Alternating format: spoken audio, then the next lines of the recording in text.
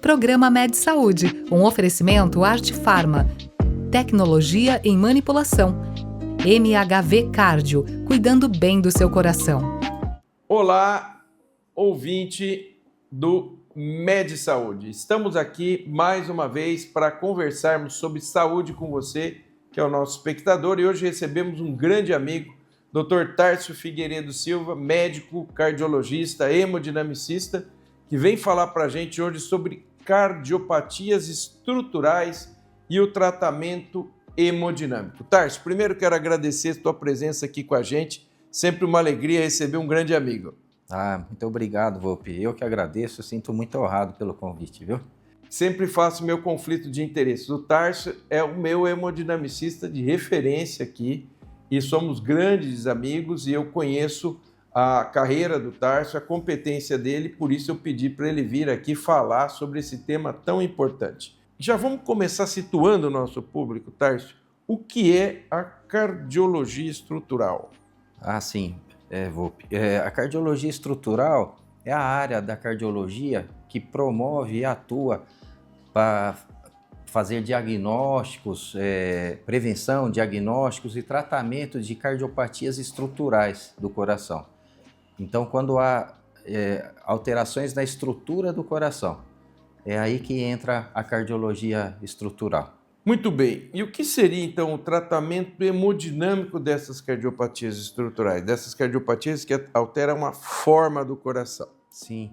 O tratamento hemodinâmico ou percutâneo, né, como a gente diz, é o tratamento que é realizado através de dispositivos, de catéteres, de uma maneira menos invasiva e sempre incorporando novas tecnologias para realizar esse tratamento da melhor forma possível e de uma maneira menos agressiva possível para o paciente. Eu acho que esse foi um ponto de inflexão na evolução da cardiologia invasiva, né? Porque, veja, Tárcio, até não muito tempo atrás, a hemodinâmica era para diagnóstico. Sim. Hoje a hemodinâmica se voltou completamente, não só ao diagnóstico, mas também à terapêutica, né? Você vê que houve uma evolução nos últimos anos enorme, né, Tárcio? Muita coisa, né? Sim, teve muita evolução nos últimos anos, né? Graças a novos dispositivos, a novos estudos, né?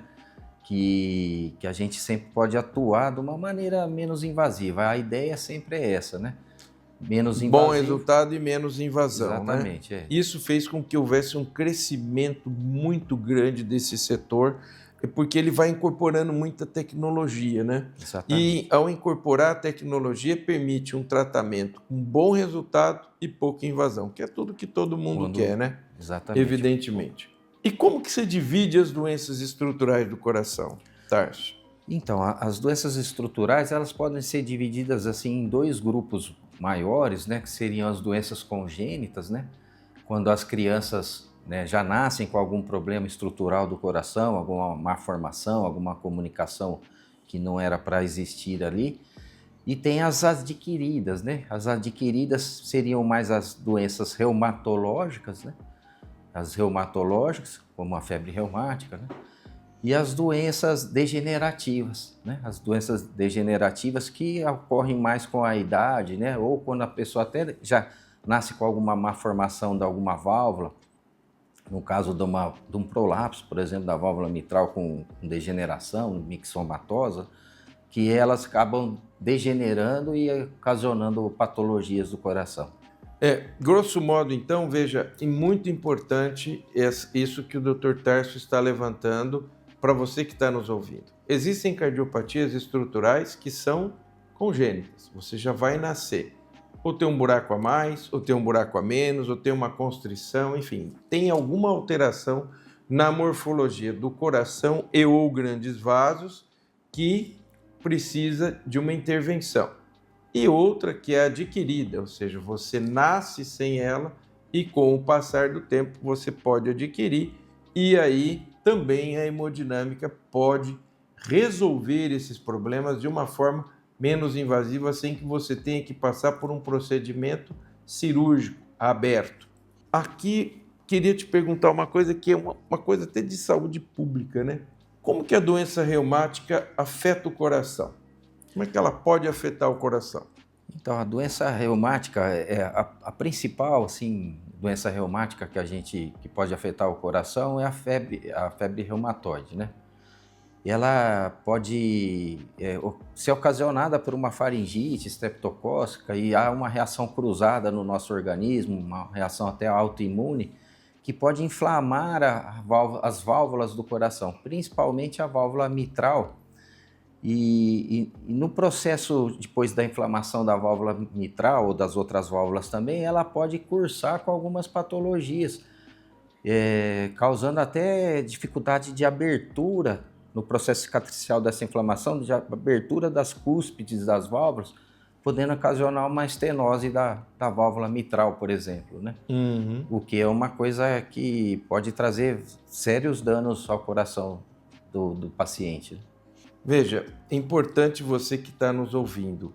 A doença reumática, ela vai criar uma situação de inflamação, né? Por uma reação cruzada, né, Tarso? E ele vai acabar levando a uma inflamação do coração, particularmente das válvulas, né, do endocárdio ali todo, e que vai cursar com um processo cicatricial que ao longo do tempo vai lesando os aparelhos valvares. E aí, na dependência do que houver, ou uma estenose, que seria o estreitamento da passagem do sangue, ou uma insuficiência, ou uma dupla disfunção em que existem os dois componentes. E isso, evidentemente, leva a uma lesão, a uma cardiopatia estrutural. Aqui eu acho que foi o primeiro grande ponto, né, Tarso? O primeiro start disso foi o tratamento da válvula mitral, né? Hemodinâmico da mitral, né? Queria que você comentasse um pouco disso. Exatamente, foi um dos primeiros, como você falou, primeiros start, né? Onde começou o tratamento das valvopatias de forma percutânea e eles são realizados, né, por punção de uma veia que passa pela virilha, chama veia femoral, e através dessa punção são introduzidos catéteres que vão até o átrio direito e a gente tem que conseguir passar do átrio direito para o átrio esquerdo através de uma punção do septo endoatrial e passar a válvula mitral por guias, né? São catéteres guias, e depois progredir um balão para fazer a dilatação no caso das estenoses. Das estenoses mitrais. Foi um dos primeiros procedimentos percutâneos, né, hemodinâmicos percutâneos que foram, né, que já mais antigos, que já são realizados.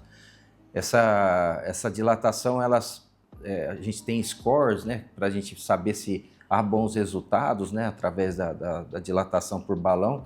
E quando o score é favorável, né, a gente tem escalas, né, de pontos, né, de estrutura da válvula, movimentação do folheto, nível de calcificação das válvulas. E esses pontos nos dão ideia se é passível ou não de ser feito por via percutânea.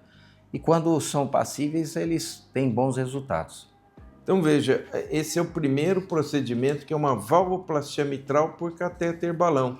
Então, já há muitos anos, né, isso vem sendo realizado cada vez com melhores resultados, porque com o tempo foi se percebendo que tipo de anatomia era favorável para isso, né, Tarso? Aquelas que você avalia não só as cúspides, fusão das comissuras, aparelho subvalvar, se tem trombo ou não, enfim.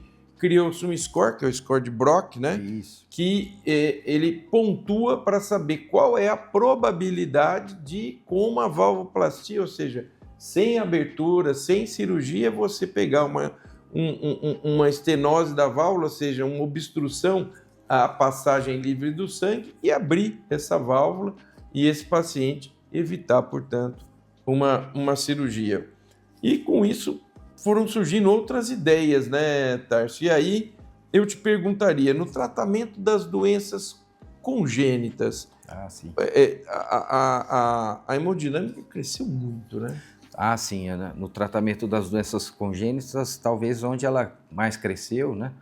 E a cardiologia invasiva é fundamental também para vários tipos de tratamentos, né? Como tratamentos de grandes vasos, né? como a coarctação da aorta, né? É possível ser feito balões e stents ali, que a coarctação da aorta é uma constrição da artéria aorta, que é a principal artéria do nosso corpo, que sai do coração e distribui o sangue para todo o nosso corpo. Ela também atua de outras maneiras, nas valvopatias também congênitas, né? Naquelas válvulas estenóticas congênitas em criancinhas, né? Na estenose pulmonar, é muito importante também na estenose da válvula pulmonar com balão, procedimento simples de ser feito e com resultados muito bons. Ela atua também como preparação para vocês, né, os cirurgiões, como cardioplastia muito complexa, com fechamentos de vasos colaterais, né, e de outras formas também que possam ajudar uma cirurgia mais posteriormente, uma maneira paliativa também. Sim. Então tem várias, na cardiopatia congênita tem várias maneiras de atuação. Tem muita possibilidade de atuação, né? Exato. Muito bem. Tárcio, eu pergunto para você a questão dos oclusores. Isso muito bem lembrado, né? Os oclusores hoje são muito utilizados também, são utilizados naqueles casos também de cardiopatia congênita, quando a gente tem, por exemplo, uma comunicação entre os átrios, né? Uma comunicação que não era para existir, o coração do lado direito não se comunica com o lado esquerdo, né? O sangue não se comunica, eles se comunicam através da circulação pulmonar. E muitas crianças nascem com esse defeitinho do septo interatrial, onde há comunicação entre o átrio esquerdo e o átrio direito, ou também as comunicações entre os ventrículos, né? Uma comunicação interventricular, que como há uma diferença de pressão muito grande entre o ventrículo esquerdo e o ventrículo direito, isso pode passar muito sangue do ventrículo esquerdo para o ventrículo direito, aumentando a pressão ali do ventrículo direito, da artéria pulmonar, trazendo patologias severas para a criança.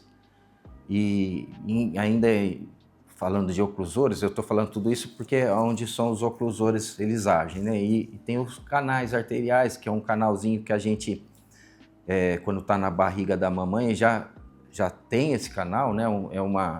Ele é importante na circulação fetal, só que quando a criança nasce, como expande o pulmão, há mudança da pressão ali no nível pulmonar, normalmente esses canais se ocluem, né? Espontaneamente. E muitas vezes não há essa oclusão espontânea e também pode começar a aumentar muito a pressão a nível das artérias pulmonares. E aí que entram os oclusores, né? Os oclusores também são realizados de forma percutânea, né? A maioria das vezes por punção venosa, não é nem arterial. Algumas vezes, quando no canal arterial também tem que ter a punção arterial. E através do catéter a gente leva umas próteses, né? Umas próteses maleáveis, que elas são compostas por discos, 2 discos que são unidos na parte interna dela, e elas são feitas de uma liga metálica muito delicada e muito maleável, que ela consegue ser transportada através do catéter. O catéter tem que passar lá por esses buraquinhos, né, patológicos, né, que não deveriam mais existir, e através do catéter a gente fala que é o delivery, né? O catéter é o delivery, que é o entrega, ele vai né? liberar, vai né? fazer a entrega. E através desse delivery, nós vamos com essas próteses até no local, e lá no local a gente deposita essa válvula, essa prótese, né? Essa prótesezinha, e liberamos ela lá naquele local. E tudo se sai, só fica a prótese lá fechando esses pertúrbios. E é interessante que, com pouco tempo, o próprio endotélio do vaso do coração, ele acaba cobrindo essa prótese, né? O processo cicatricial, ele é um corpo estranho, lógico, né? É um corpo estranho, mas que não traz consequências. E o próprio processo cicatricial acaba cobrindo as próteses, não tendo problemas posteriores, assim, de criar coágulos, essas coisas assim deletérias à saúde da pessoa que recebeu esse implante. Tárcio, E eu, Paulo, agora te pergunto sobre a oclusão do FOP. Mas o Dr. Tárcio vai falar isso com a gente no segundo bloco desse programa. Não saia daí, é um minutinho, nós já voltamos.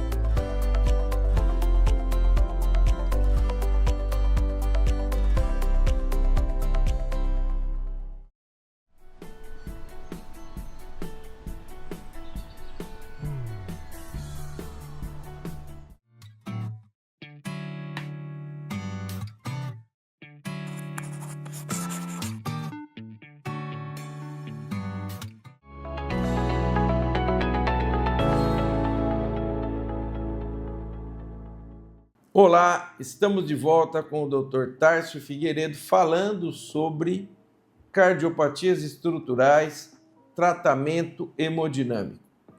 E eu perguntei no final do primeiro bloco para o Dr. Tárcio sobre a oclusão do FOP, quando que ela está indicada. Esse é um assunto importante, né, Tárcio? Porque muitas vezes a gente vê gente que precisa e não quer fazer e gente que não precisa e quer fazer, né? Não, a sua pergunta é excelente, porque a prevalência na população de forame oval PERV é muito grande, né? É muito grande, tem estudos até que chegam a 20% da população tem um forame oval PERV. Só vou explicar o que é o forame oval PERV. Forame oval é uma estrutura entre o átrio direito e o átrio esquerdo que também ele, no feto, na barriga da mamãe, ele é aberto, né? E com o desenvolvimento, com o nascimento da criança, ele tem duas membranas, que as membranas se coaptam, né, e acabam se ocluindo, eles se fecham. Isso é o normal que é para acontecer. Mas existem casos que na hora dessa coaptação dos dois folhetos, eles não acabam se juntando, vamos dizer assim, eles ficam um pouco separados, formando uma espécie de um buraquinho, de um túnelzinho ali entre os dois átrios. E o FOP, ele costuma ser pequenininho, ele é bem pequenininho, então ele não tem aquele problema que eu falei antes de aumentar a pressão do lado esquerdo do coração sempre maior que o do lado direito. Como eles ficam nos átrios, entre os átrios, que já são câmaras com pressão que não são altas, né, câmaras de mais baixa pressão, e a pressão do átrio esquerdo não é muito maior que a do átrio direito, então essa troca de sangue entre o átrio esquerdo e o átrio direito é pequena no caso do FOP, ao contrário da comunicação intraatrial, que são maiores, né? São comunicações maiores, podem aumentar mais o fluxo e a pressão do lado direito. Mas o forame oval, ele raramente ele vai, né, dar hipertensão pulmonar, por exemplo, não vai dar uma mudança hemodinâmica ali na criança e depois no adulto. Qual que é o problema, então, de ter o FOP? Existem alguns casos que, como tem a passagem de sangue ali entre o átrio esquerdo e o átrio direito, existem alguns casos que a gente pode formar um coágulo, um trombo nas veias da perna, por exemplo, que é uma coisa muito comum.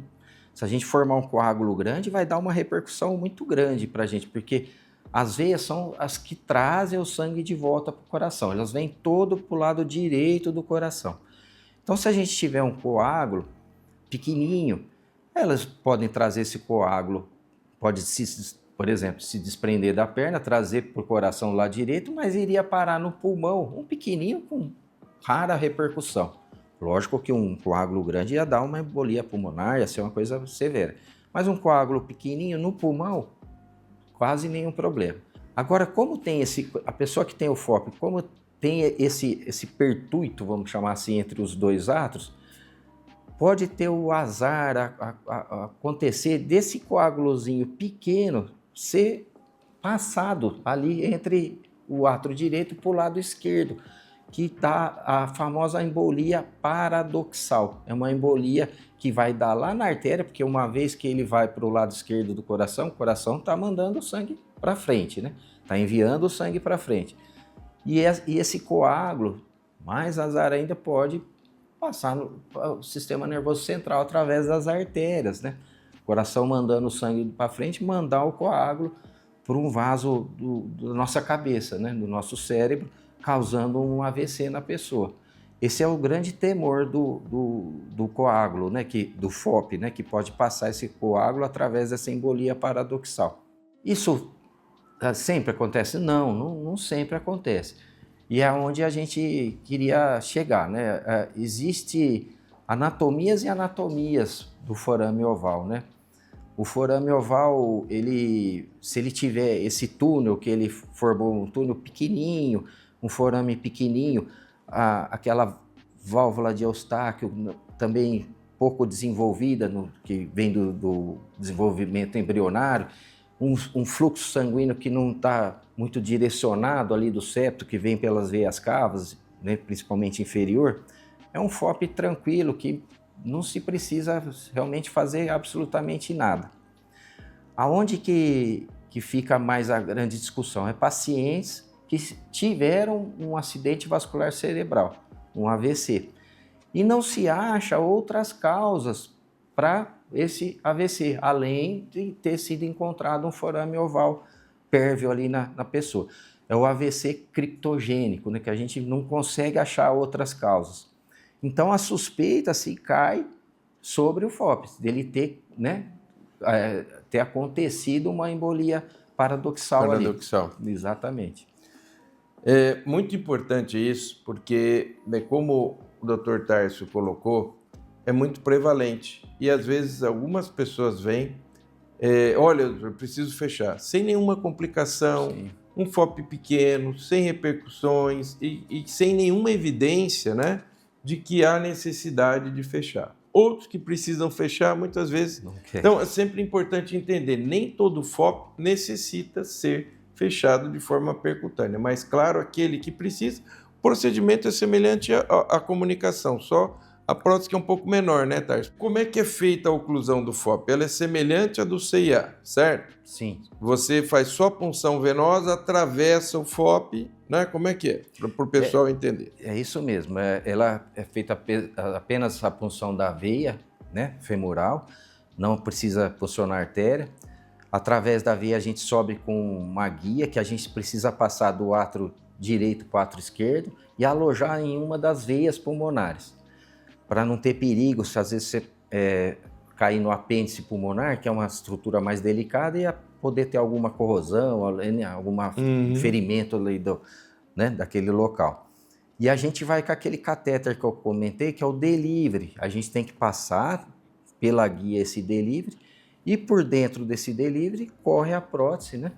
A prótese corre até lá no átrio esquerdo, a gente traciona a parte distal, são 2 discos, né, como eu tinha falado. A parte distal é primeiro liberada na átrio esquerdo, a gente traciona esse disco bem ali no buraquinho, né, no forame oval pérvio. Isso tudo sendo mostrado pelo ecocardiograma, ou intracardíaco ou transesofágico. Tá. Porque a gente não vê o buraquinho apenas com raio-x ali na hemodinâmica. Precisa ter o ecocardiograma de auxílio. E aí, uma vez ele é ali bem alojadinho ali do lado lado esquerdo, no átrio esquerdo do buraquinho, do FOP, a gente puxa o delivery e ele arma a segunda parte. E a gente tem uma maneira de liberar a prótese e tudo sai, só fica a prótese lá no local. Fechando aquela, ocluindo e resolvendo o problema. Excelente resultado, né, Tárcio? E não invasivo, fácil, rápido, mãos experientes, muito tranquilo. Estivemos aqui com o Dr. Tárcio Figueiredo falando sobre cardiopatias estruturais, tratamento hemodinâmico, o que você precisa saber. Tenho certeza que você aproveitou muito, eu também. E quero lembrá-lo, canal 25 ou 525 NET, o Med Saúde é o seu encontro semanal com a saúde e nós esperamos você. Programa Med Saúde, um oferecimento Arte Pharma, tecnologia em manipulação, MHV Cardio, cuidando bem do seu coração.